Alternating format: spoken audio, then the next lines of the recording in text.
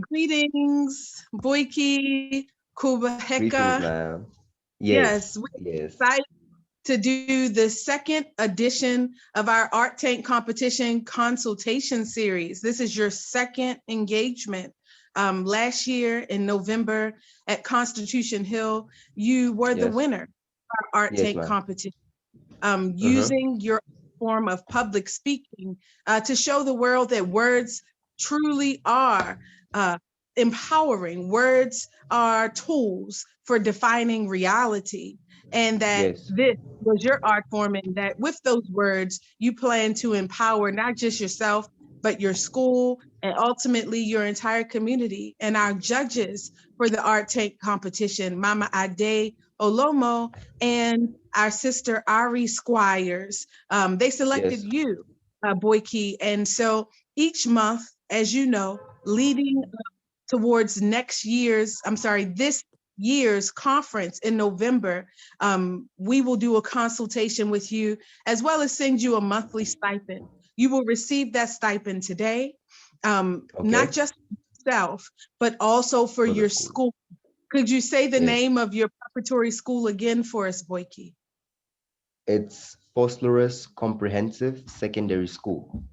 Yes, we're gonna learn how to say that for sure. We can just Um, say Phosphorus Comprehensive. Vulturous comprehensive. Yes, Yes, we it are getting sounds. there. Oh, yes.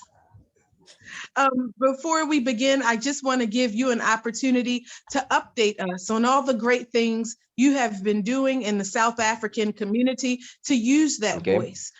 Radio station for Women's History Month.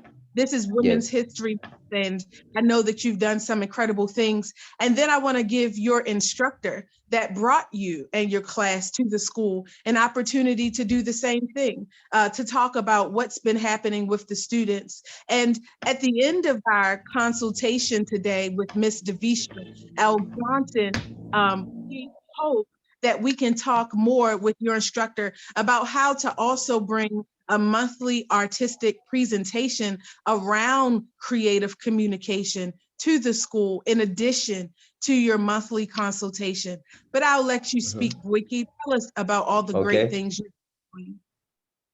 Oh, thank you for the opportunity, Miss Kim. Um, Firstly, I would like to start by greeting each and everyone. And as you know it, my name is Sipho Khubeka, the winner of the Art Tank 2021. So before I can start telling you about what really happened, I just want to say that everything starts with a vision.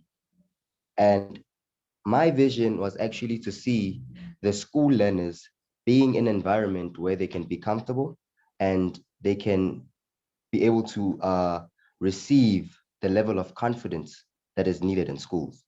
So on, I think if it was not last month, the 2 weeks before, I was crowned the provincial commissioner of the entire Gauteng, which is the link of the police and the school in order to have safety in schools. So the main aim here, it is actually to provide learners with the necessary safety and to make them comfortable in a way that their needs also can also be heard. Those who cannot be able to voice out their voices, I can also be a link to that if there are things that they need in school, like I have this certain talent, or I have this challenge, I have this problem, I can't blurt it out. I can be that person who says, hey, we are facing this kind of problem in schools. There are learners who have these kind of talents. I am the voice of the school, or I'm the voice of the learners per se. So, I was also okay as the junior commissioner. I was interviewed on a radio station about Kasi FM. But on that radio station, they talked more about uh, my journey on the art tank. And what I emphasized on that journey of the art tank, I wish to send that video. Okay, I do have a glimpse of that video, and I will share it. They told me about the importance of the art tank. And I told them about when my relationship with the art tank started to form, it created something in me which made me to click instantly that, hey, this could be the new game changer of the school and the community. Because right now we are given the opportunity of, hey, you now have this kind of voice. You now have a step ahead of achieving your abilities, of achieving the things that you require and need. So I told them that the art tank is giving us that opportunity by actually emphasizing arts in schools, emphasizing the importance of creativity, the importance of self-worth. By achieving that, we are actually saying that you as an individual, you are worth something in life. Now that is the whole mission, that you are worth something in life. Therefore, you need to do something with that. So basically, my journey right now, as I can say it in 2022, is you are worth something in life. Therefore, there is an opportunity at hand. Do something with that opportunity. Go and find it. Instead of uh, involving yourself in drugs, involving yourself in gang clubs, you actually have an opportunity to actually do something with your life. So if you're the kind of person who says that academically, I'm not fit, now you have something that you can actually rely on, something that will also show you the importance of education as well, that education is important. Yes, your talent is important, but education will actually be the key to opening those doors, you know. So that is the whole aim. That is my journey, actually, to actually see my learners, to see the learners of my school having that level of comfortability, having that comfort, that when they get inside the school gates of the school, they say, hey, this is a place where I can learn. And also this is a place where I can express myself as an individual who is worth something in life. And I have been given this opportunity, therefore I will use it wisely. So that is what I want to click into the mindset of all the learners in school, you know. Nice. So We're going to help you do that. We are going to help you do that, not only with the consultations that were given to you directly, but this yes, year, because you represent not just yourself, but your school, we want to make yes, sure there is an on-ground, in-person, face-to-face consultation with creative yes, communication, so that all of your classmates can communicate just as clearly and effectively and yes. vividly as you do. Mm-hmm.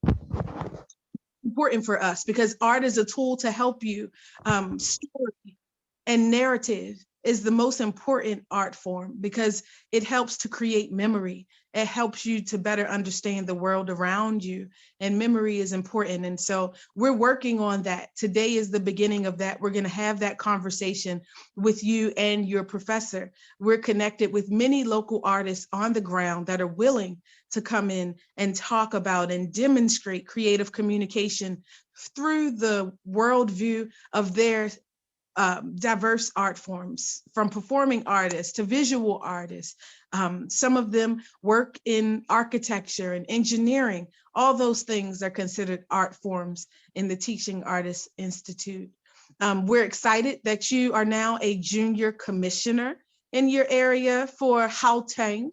We're also excited that you're using your voice to represent the voiceless and amplify their concerns and platforms that need to know what young people think. And it sounds like you're the bridge between the police department and other entities in your community. And so good job. I can't wait to hear the radio clip.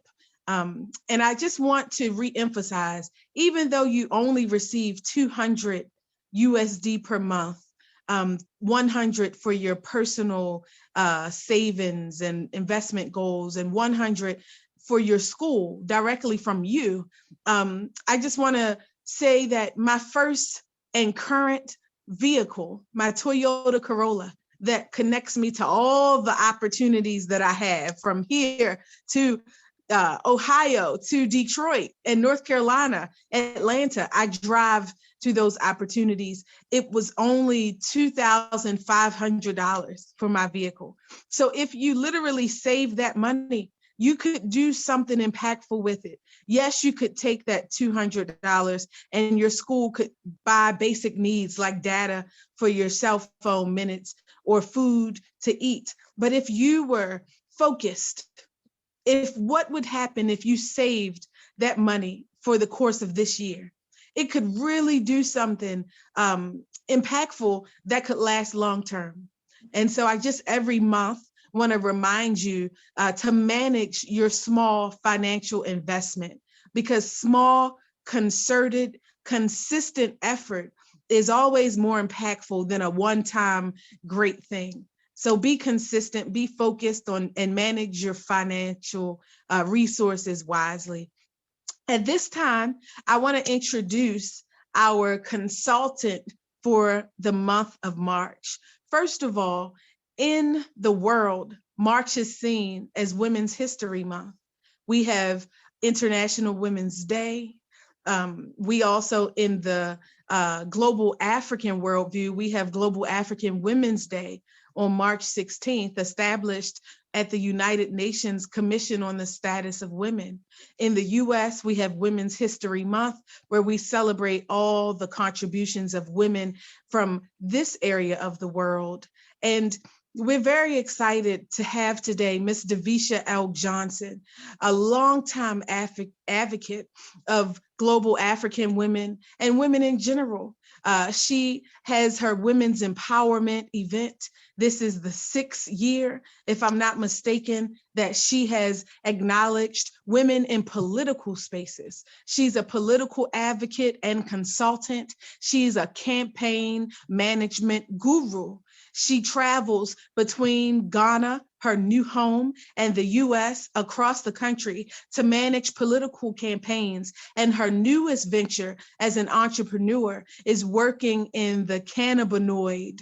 I say that because agribusiness is so large when it comes to the manufacturing, production, and distribution for the cannabis industry. And so she has now entered that field on an international level, working from Ghana to the US. Ms. Davisha L. Johnson is a mother, which is the most important job, the most important business that any one of us could be in. From an African worldview, we understand in our own value system that the human resource is the greatest resource. And when African women run the marketplace, we are reminded of the value of the human resource. And this is why we invest in you, Boikie, because we see you as a human resource. And Ms. Davisha L. Johnson comes to you as a consultant free of charge today to invest in young people in South Africa, because she knows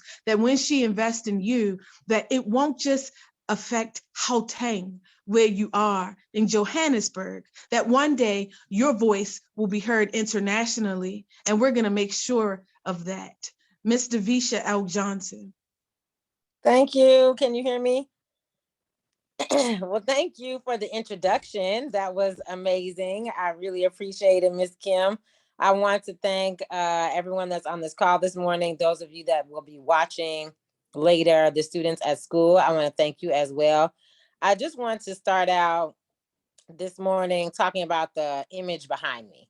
So I think Ms. Kim lay directly into what I'm going to talk about. This image behind me is of an airport.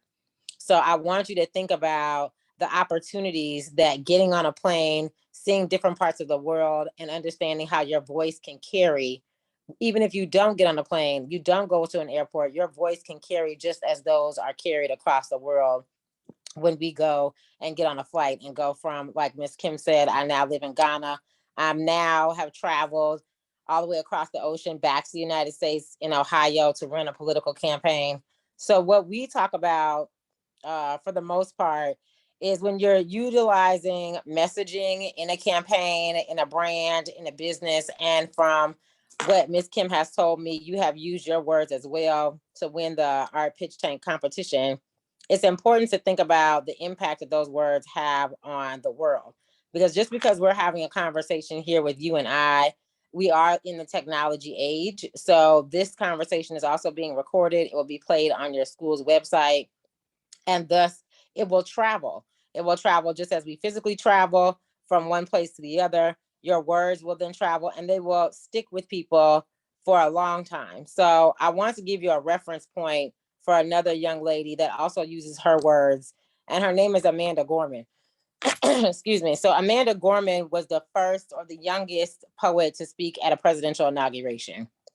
And I mentioned her because her words were so impactful, not just because the words that she spoke, but because it came from a person that was so young.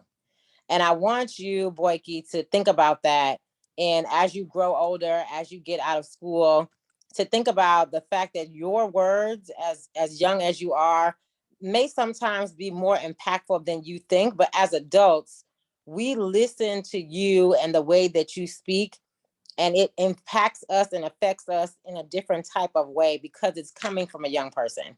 So my experience in entrepreneurship, political consulting, and in business is that you have to be very mindful about the words that you say, but you also have to be a good listener. And in order for you to continue with your career, be able for your words to travel, you need to listen to the people around you. You've mentioned that you want and have a vision for the learners in your school to have confidence to be able to achieve great things in life. So it sounds like you're already listening to what the concerns are by just observing. So I would like to encourage you to continue to do that. But I also would like you to listen to yourself, listen to your heart, listen to what your mind tells you. We say in America, you need to follow your first mind or listen to your first thought. And that's mostly true. It's the instinct that you have when you talk to people that really drives your heart and what that leads to. And eventually that will lead to not only you impacting those around you, but it'll lead to you impacting the world. So if you think about that in the context of entrepreneurship, of starting a business, of helping someone else start a business, no matter what type of business that is, you have to listen to the demographics or understand the demographics and the environment of which you're in.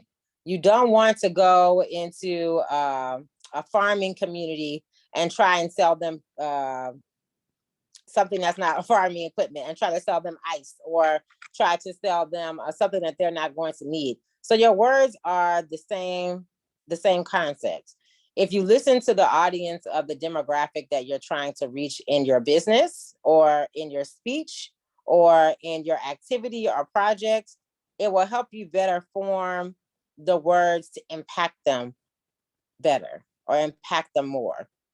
The purpose that I have in all of my companies, not just as a founder and CEO of, like Ms. Kim said, of my political consulting firm and my new venture with the cooperative executive management team, is not just to tell or to create opportunities. It's a lot about creating opportunities, but it's also about listening to the concerns of the people. As a Black American from Houston to Atlanta to now I'm in Ohio, when I moved to Ghana, I had to really watch my words. I had to be mindful of the things that I said because sometimes, I tend to speak quickly. So I had to remember the environment that I was in, that I needed to speak slower because my version of English, American English, is not the same type of English that is spoken in most West African countries or Africa in general.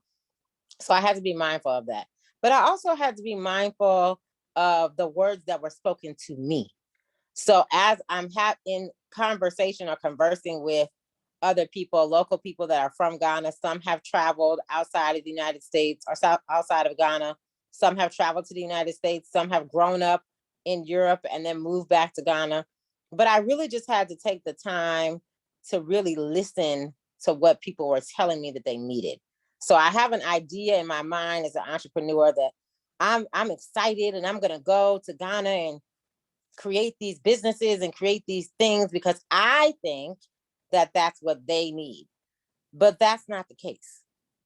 I have good ideas. I have good concepts. It comes from my heart. I really want to empower women and help those rural farm women in the communities do better and increase their production and all these things to be on the global marketplace. I want to do those things, but it's the way in which I speak to them so that they receive where I'm coming from.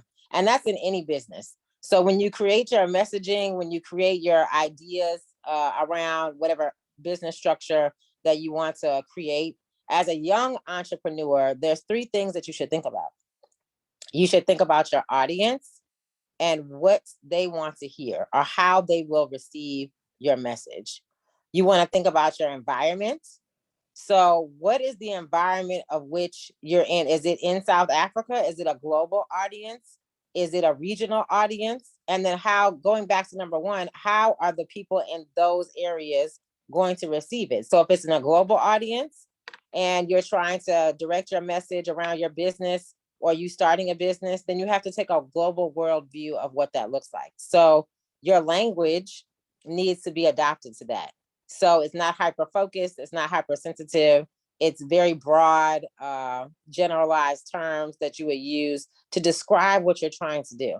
If it's just in your school, for instance, you know the learners in your school, you know your friends, you know how you can talk to them and how best they will receive the information. If it's in your region of Africa, then that's also a dynamic that you should think of. So the demographic and the environment are the first 2 things. The third thing is think about what you want. A lot of us as entrepreneurs do these things from our heart because we want to help other people. Miss Kim is also a victim of this. I know she does a lot of work from her heart because she really wants to help people. But in America, particularly for Black women, we have to understand, and for Black people in general globally, we have to understand what self-care is. So while we're working so hard to help other people, while we're working so hard to build businesses and be successful and then impact those around us, whether it's we're taking care of our brothers or sisters or taking care of our mothers or taking care of our community in the businesses or ventures that we try to do, we have to take time to take care of ourselves. So when you're thinking about whatever business you want to start, or you're thinking about how do I get into entrepreneurship, or you're giving advice to someone that's younger than you, they may be 8 or 9 years old and having a problem in their school, or they have a great idea and they want to bring it to you as someone they look up to. Think about how that impacts you and your time. Time is very precious. So you want to help everyone as an entrepreneur. You want to help your community. You want to help your family, but there's only 24 hours in the day. So if you don't take the time for self-care for yourself, whether that's a 5-minute meditation or whether that's a walk outside on the roadside or just a time for you to sit in quiet and peace, whatever that time is for you, you have to take that time. As an entrepreneur, you are going to work. There's no days off. You are going to work 24 hours a day, 7 days a week, harder than you've done any other job, because it's something that you are passionate about, that you want to do from your heart. So I want you to keep in mind as you continue on this journey, and Miss Kim gives you monthly consultations from other amazing individuals from around the world. Think about the time that you have throughout the day. Think about the people that you're going to impact. Think about the words that you will say to them and how they will receive them in the context of making them greater.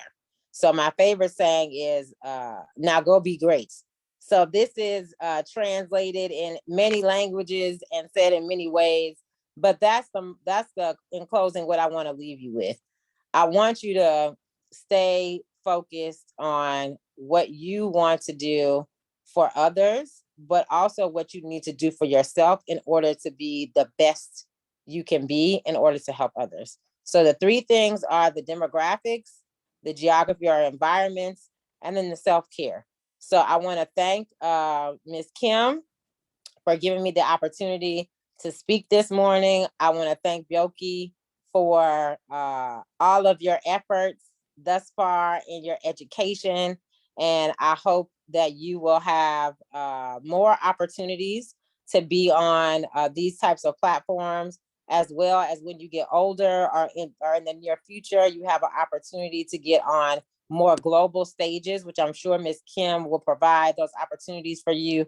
If I can be of any assistance, I love empowering our people. So if I have a panel, if I have some opportunity for you to speak, whether it's in the United States, whether it's in West Africa, whether it's in Europe, Ms. Kim knows she can always call me.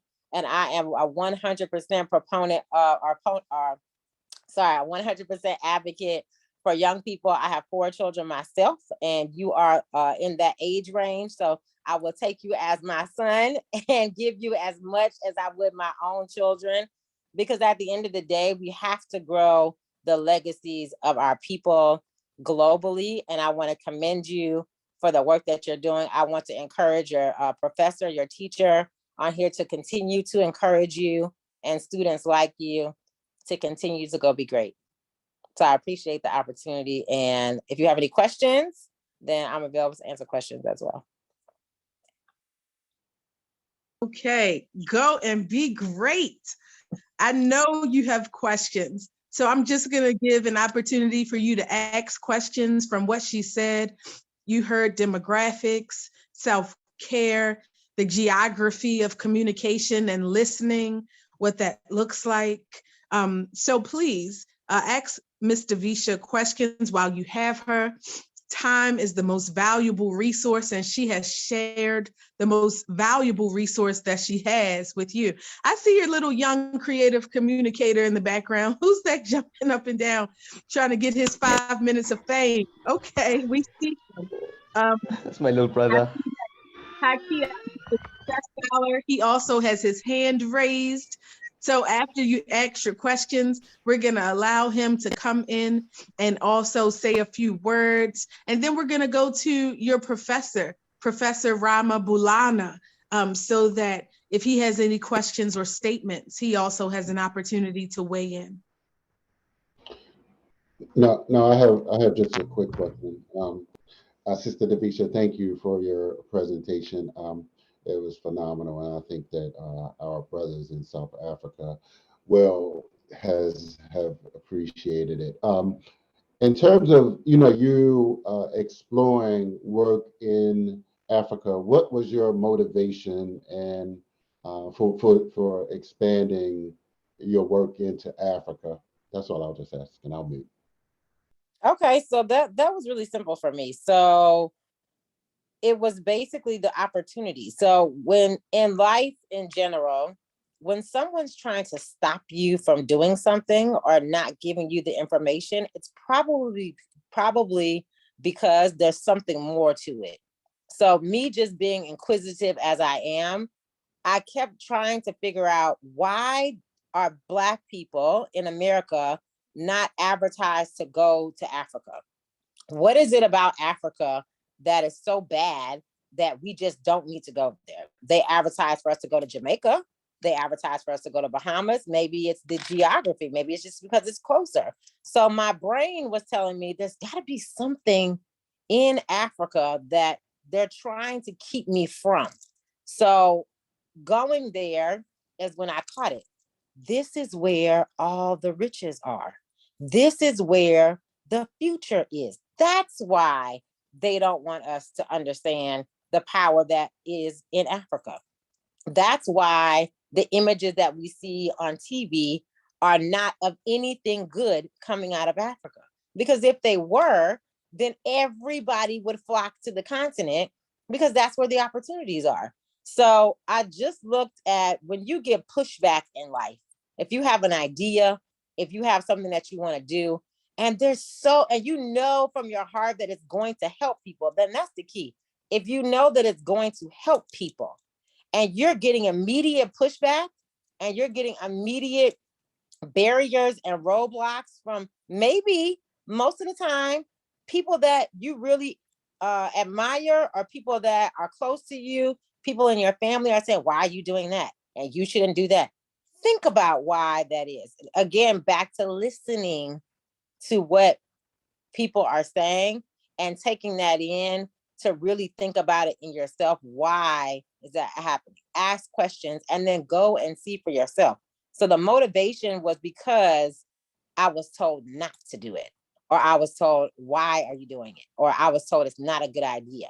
So I guess it's just in me to, as we say, buck the system. But sometimes you need to do that. And the greatest leaders in the world were just those same types of people.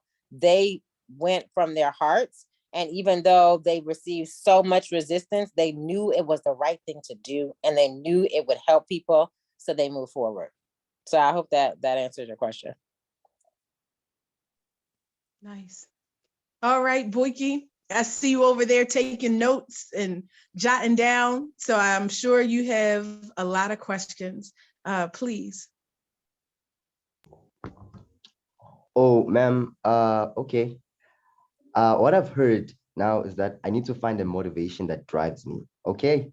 So the question that I want to ask is, let's say there is a student, a learner in a particular school or in a particular community. That learner is motivated in change, but discouraged by majority rules of discouragement. So what would you say to that learner? You need to be his light or her light. It just takes one person to believe in you. That's it. There's going to be plenty of people that say no. There's going to be plenty doors that are shut. There's going to be plenty times where you think you have it all planned out and then something happens. So you have to know how to pivot yourself, but you need that one person. And if it's not a person, you need, that's going back to self-care. You need that one thing that you can always go back to that will bring you back to your why. So in America, we always start with in political campaigns, what is your why? Why are you doing this? Why are you running for office? Why are you starting this business? And that usually comes from your heart. This is why I want to help this learner. This is why I want to help my community. This is why I want to help my mother. This is why I want to help my little brother. And helping my little brother might mean because I don't want him bothering me while I'm on my Zoom call. So I'm going to help him do something. But your why is what you can always go back to. If the learner has a lot of pushback from the community and they really want to do something, it's always good to have a sounding board. Someone that is not going to judge you, someone that is going to, again, listen to your concerns, listen to what people are saying and how you feel about it, and be that person for that young lady or young man that is always constantly getting people to tell them no. They're always constantly getting people to tell them that's not a good idea. You should think about that. Someone has to be that word of encouragement. So if you can be that word of encouragement, then I would suggest you be that person. And sometimes it's just having someone to hear them. You don't even sometimes have to say anything. You just need to be present. So sometimes your pure presence and just to be the person to listen to what that person has to say, because most of the time the pushback is coming from the people that aren't listening. They're not receiving the message that this person is trying to give, or they're receiving the message and they can't do it. So they're trying to discourage someone else from doing it. So be the person of encouragement and motivation for someone else. I hope that answers your question. Oh, it did, and I'm even satisfied with that. Uh, my second question is, okay, let's say that learner has now the mentality of, hey, if one person can actually hear me out, then it can actually initiate change. So you do know that it's very rare for someone like who is passionate about something to keep that passion, right? You find that a thing lasts maybe for 4 months. How does someone keep the passion and juggle around into many things, like many organizations, something like that? Right. So I would say, again, it goes back to the third thing, which is self-care. So if you take the time out and you feel like we call it burnout here in the United States. So we have this great idea, we really want to do something, but because we get so much pushback constantly, no, every door is closed. You're right. We start to lose our motivation. We start to lose our will to continue forward. But taking the time out to either have that 5 minutes of meditation, that walk somewhere by yourself, having an understanding of yourself and what you want to do, for the most part, having the other person also, to your previous question, to have someone to listen to, sometimes just talking it out will reignite that passion in you. Sometimes it's something that might come across your TV screen that you're watching on TV, and it might reignite your passion.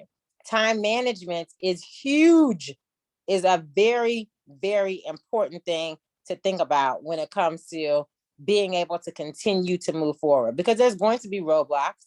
There's going to be things that get in your way. There's going to be discouragements. But managing your time, getting enough sleep, eating well, getting enough water, these are all things, because your mind controls your body.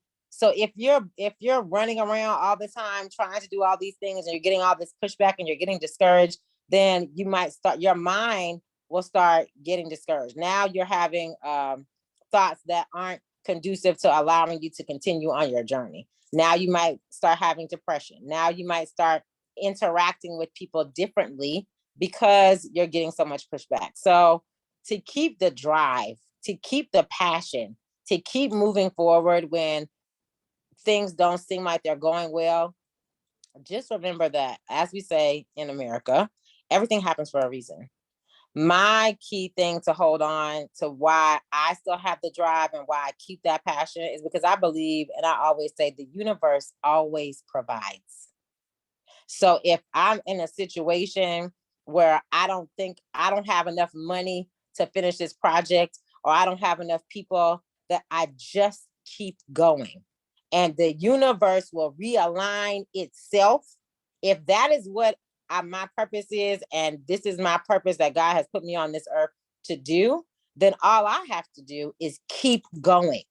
As long as you keep going and you keep moving, things will realign themselves in order for you to continue on that path, because that's the purpose that you have in life. So finding your purpose is also, and it may take a long time, because I just found my purpose. I'm 41 years old. I just found my purpose a couple of years ago.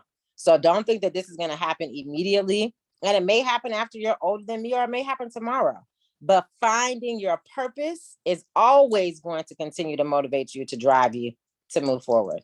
I hope that answers your question. Oh, it did. Thank you. Thank you. And Kim, I'm so sorry, but I have to jump. I have to go do my work with my candidate, but I just want to thank you guys for the opportunity. I look forward to seeing what you do, Boikie, in the future. And if I'm fortunate enough to hear you speak or give you any opportunities, please, Ms. Kim, let me know what I can do to help in any way possible. We absolutely will. And we're going to hold you to that, Ms. Johnson. Please give him opportunities to use creative communication, being local, acting locally, thinking globally, and then acting globally too. That is what we're pushing. Connecting the global African family. We will bring Boikie with us to our artisan conference this year in November. And we're also gonna encourage every consultant that comes on this platform to be a part of your new network of international connectors. And so I now want to, first and foremost, I want to thank Ms. Johnson again for giving us the time that she did have to come on and be a part of this platform. I know that she's a busy lady across continent. She's truly the definition of bicontinental.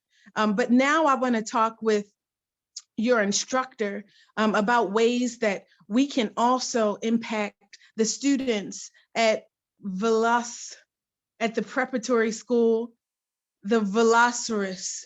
Boslerus. Yes, Vosloris Yes. Preparatory School in Gauteng, Johannesburg, because each month, the consultation that we give to you directly, Boikie, we also want to find a creative way to give that same impact and creative communication to the students in your class, your peer group, so that you have a group. The human resource is the greatest resource, and this leadership model, this development model is not building up one leader so that you can lead the crowd, because we want a movement in South Africa where any one of your classmates could be Boikie. If ever you have to step down or step to the side, there's already people behind you that you have trained that can step into your position. So if there is a junior commissioner named Boikie Khubeka today, if ever you need to step down, the agenda doesn't change, the vision doesn't change, the message doesn't change, because it is collectively created and understood. And so this is why this month we also want to make sure that we engage your professor and that he talks with us about what's happening in the classroom and what opportunities there are to bring in local artists to speak to the development of creative communication. Mr. Rambulana. Good good afternoon. This side is in the afternoon. I know the other side is in the morning. I'm so glad. I like to say, Teaching Artists Institute, we really appreciate the step that you have taken. And an investment in Boikie, his proper name is Sipho, is an investment in a country. I believe your motive, as you have said, when you invest in one individual, it's not always a success story. But in this case, I like to indicate that with Boikie, he just mentioned one thing, that he's part of the junior commissioners. He maybe forgot to mention that he's also the student leader of the learners in the school. He's the president of the representative council of learners. And whenever he goes to the stage, we always say, here's the young Obama, because he's very articulate. Whatever he says, everybody wants to listen. I know communication is very important. What the speaker is saying, the listener has to hear and understand very clearly. So you touched on a number of things, especially like what Ms. Johnson just mentioned, a driving purpose. Boikie has a purpose within himself. He's not somebody who needs to be pushed. As teachers, we just touch here and there when we deal with him. The rest is done by him. 90% is there. He can do things. He asked for guidance. Even today, he pestered me. He said, you have to be part of this because you have to know what is going to happen at our school. And this is a change. We've been connected across the Atlantic because of just one person. And I just want to go back to when he first started to be part of you. At the Constitutional Hill, they wanted somebody just to say something. Spontaneously, he stood up. So it shows you don't push him, you don't tell him what to do. He just stands up, he wants to do things. Even now, he has a problem with choosing a career. I say he must take a career in human resources, speak, and so on. Who are saying, no, engineering is fine, and so on. So he has to make a choice. And all of them are very good for him, because when you take him for all different fields, he fits in. So I like to say, from now on, maybe we could just hear from your side what exactly is going to happen. But from our school, what we're going to do, because we have a debate council, so he's going to represent them and indicate to them that he was talking to people abroad today. So he's going to push that. And then, you mentioned a stipend. Stipend is nothing. What is important is connectivity. to you people that side. So that's what we want, and know exactly how best can we benefit other learners within the school. We do have other learners who want to take his space. He's in grade 11, next year is grade 12, then he's gone. So we need to have this relationship with your institute, and I'll be a driving force across that. Anything, just indicate any contact, anything, whether it's a phone or whatever, just connect with me so that I can be able to drive this to the school. The school management is going to be very excited when we reopen on Tuesday. I'm going to give them a very great report that Boikie, our junior commissioner, our chairperson, president of the representative council of learners, he's started, he's moving outside the country now. He's not just a local boy. Very soon, he might be in the United Nations organization. Thank you, I think for now, except if there's something that you would like to ask from me, I'm available. Thanks. Yes, so we will continue to set the schedule and agenda with Boikie, and we will present different local teaching artists that you can select from as a group, and we will put them on a schedule to determine when they are available, and you are also available for them to come in and speak to the entire group, sometimes virtual, sometimes in person, but we want that to complement Boikie's personal private consultation. And so we will continue the discussion and continue to communicate. And when we end this call, we will send the stipend for this month. And the connection has begun. We're excited about that. We understand its power. So thank you, Professor Ramalkana, for recognizing the real value. In our organization, we say that culture is the new currency. And in South Africa, you say Ubuntu, I am because we are. And so I just appreciate the reaffirmation and the confirmation that that truly is your value system, because you said that it is the connection, not the stipend, that is most important to you. But we are going to send that stipend. So lucky for us, we don't have to choose. We have both. So we are truly blessed in the company of each other.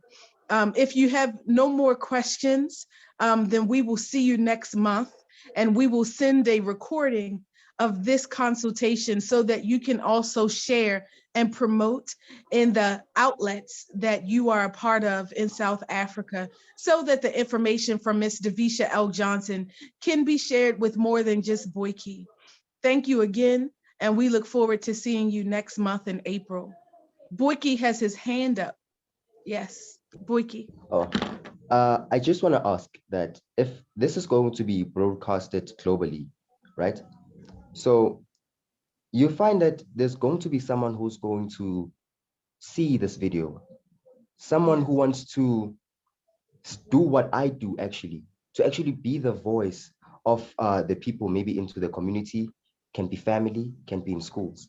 What do you say? What do you say to that person who is actually driven but doesn't have the correct tools? Nice. Yes. So you are the pilot, you are the example. The reason that this consultation is recorded and shared is because we want you to use it as a tool. Share the communication. Don't keep these private consultations private. Don't keep it to yourself. In your own community, find ways to share these discussions the same way that you did on the radio station, when you told them about the art tank competition, when you told them about the process and the journey that you're going through. Make sure that you share the information. The reason that this year, instead of sending a financial stipend only to you, we're also sending you enough to share with your school and your classmates, is because we want you to find ways to have them a part of the conversation. So let's be creative about that together. We're not here to say we have all the answers. What we're here to do is say we're willing to have the conversation and to have it internationally where it belongs, across water, across barriers. And so we need you to tell us how to share this information with the students in your area. We need you to tell us the best method for communication of these topics. And so thank you for being a part and a tool to help us do the local research that we need to make sure that these messages go far and wide. Oh, well, thank you, Ms. Kim. From what you have just told me, I now understand that I'm actually basically the key. So what I wanted from that question is the fundamentals on, now I have this opportunity. Now I have this opportunity to spread it out, right? What is the next step? So that is what I really wanted. So basically, actually, since I am the youth, and since this maybe will inspire the youth, that will actually motivate them into doing these kind of things. Because I think you mentioned, and I made sense of it, that it actually starts with an individual and it continues with a group. So that is what is really important. So I'm really grateful with this opportunity, sharing this knowledge. And because I believe that with this knowledge that you've given me, it is the knowledge that will really take me far. If only I put my, if only I invest my passion in, if only I invest my time and manage it, as Ms. Johnson has said. And also self-care is important. So I've really learned a lot. And I just want to say that this information won't just stay with me personally, won't just be broadcasted globally, but to whomever I'm going to meet, I'll make sure that I I share the importance of this knowledge, the importance of self-change, of changing the world, changing the community. So I'm really grateful with this. This is really a big step to being the next game changer. Indeed, indeed. And it's a process. And each month you'll see another facet from another perspective. And you'll be able to take a golden nugget or a pearl of wisdom from each one of our speakers over the course of this year. And so again, we look forward to April and your speaker, they'll be announced to you throughout the month as they confirm. And if you don't have any other questions, until next time.